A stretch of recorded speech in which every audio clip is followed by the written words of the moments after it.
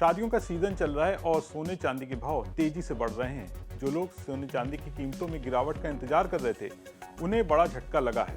कीमतों में रिकॉर्ड तोड़ तेजी जारी है।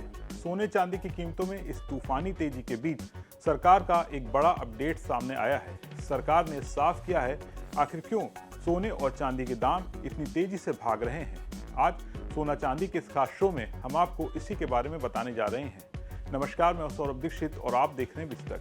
सरकार ने सोने और चांदी की तेजी से बढ़ती कीमतों पर क्या कहा है, इसके बारे में आपको बताएंगे। सबसे पहले लेटेस्ट रेट जान लेते हैं। MCX एक्सचेंज पर 16 दिसंबर को 5 फरवरी 2026 की डिलीवरी वाला सोना दोपहर करीब 1:30 बजे 336 रुपए की गिरावट के साथ 1,33,794 के स्तर पर ट्रेड कर रहा था। वहीं 2 अप्रैल 2026 की डिलीवरी वाला सोना 1,36,802 रुपए प्रति 10 ग्राम पर कारोबार कर रहा था। भारत में 24 कैरेट सोना 1,35,390 रुपए प्रति 10 ग्राम और 1 किलो चांदी की कीमत 2,03,100 रुपए पर आ गई है। तो अब बात करते हैं सोने और चांदी की तेजी से बढ़ती कीमतों पर सरकार का क्या कहना है।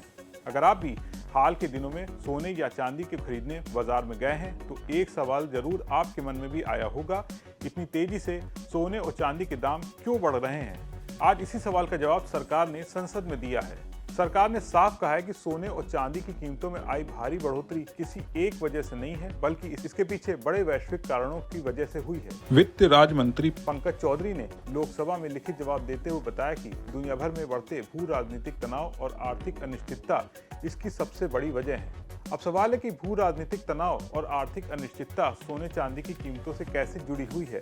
असल में जब दुनिया में युद्ध जैसे हालात बनते हैं या फिर मंदी की आशंका बनती है तो निवेशक शेयर बाजार से डरने लगते हैं। ऐसे वक्त में लोग अपना पैसा जोखिम भरी जगहों से निकालकर सुरक्षित निवेश में लगाना चाहते हैं और इसी सुरक्षित निवेश में सबसे पहले नाम आता है सोने और चांदी का। यही वजह है कि जैसे ही दुनिया में अनिश्चितता बढ़ती है, लोग बड़े निवेशक सोने और चांदी खरीदने लगते हैं। इससे इनकी मांग तेजी से बढ़ जाती है और जब मांग बढ़ती है तो कीमतें भी अपने आप ऊपर चली जाती हैं। सरकार ने भी बताया कि सिर्फ आम निवेशक ही नहीं बल्कि दुनिया भर के केंद्रीय बैंक और बड़े वित्तीय संस्थान भी बड़ी मात्रा में सोना खरीद रहे हैं। जब इतने बड़े पैमाने पर खरीद होती है तो अंतर्राष्ट्रीय बाजार में सोने की कीमत और ज्यादा बढ़ जाती है। अब बात करते हैं भारत की। सरकार ने साफ किया कि भारत में सोने और चांदी की कीमतें पूरी तरह से भारत में तय नहीं होती। इनकी कीमतें निर्भर करती हैं अंतर्राष्ट्रीय बाजार के भाव पर, डॉलर के मुकाबले रुपए की कीमत पर और भारत में लगने वाले टैक्स शुल्क पर। तो अगर डॉलर मजबूत होता है या रुपया कमजोर होता है तो भारत में सोने और चांदी महंगे हो जाते हैं। सोने और चांदी सिर्फ गहने नहीं है, भारत जैसे देश में इनका सामाजिक और सांस्कृतिक महत्व भी है। शादी ब्याह, त्योहार और मुश्किल वक्त के लिए लोग इन्हें संपत्ति के रूप में रखते हैं। यही वजह है कि अलग अलग राज्यों और समाजों में इनका असर भी अलग अलग देखने को मिलता है। सरकार ने यह भी कहा कि कीमतों में बढ़ोतरी का एक सकारात्मक पहलू भी है। जिन परिवारों के पास पहले से सोने और चांदी मौजूद है उनकी संपत्ति का मूल्य बढ़ जाता है, यानी उनकी घरेलू संपत्ति कागजों में ज्यादा मजबूत दिखने लगती है। हालांकि सरकार ने एक बात बिल्कुल साफ कर दी है कि सोने और चांदी की कीमतें पूरी तरह से बाजार के हिसाब से तय होती हैं। सरकार इनकी कीमत तय करने में कोई सीधी दखल नहीं देती है। अगर आंकड़ों की बात करें तो सरकार ने बताया कि चालू वित्त वर्ष में सितंबर तक भारत ने करीब 26.51 अरब डॉलर का सोना और 3.21 अरब डॉलर की चांदी का आयात किया है। ये आंकड़े बताते हैं कि भारत में सोने और चांदी की मांग अब भी काफी मजबूत बनी हुई है।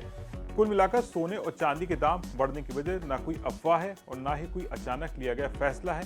इसके पीछे वजह है दुनिया की अनिश्चित स्थिति, निवेशकों की सोच और अंतर्राष्ट्रीय बाजार का असर। अब देखना होगा कि आने वाले वक्त में वैश्विक हालात सुधरते हैं या सोने और चांदी महंगे होते हैं। इस पूरे मामले पर आपका क्या सोचना है, कमेंट करके बताएं। अगर वीडियो पसंद आया हो तो इसे लाइक और शेयर जरूर करें और बिजनेस जगत की तमाम बड़ी खबरों को देखने के लिए बने रहें बिस्तक के साथ।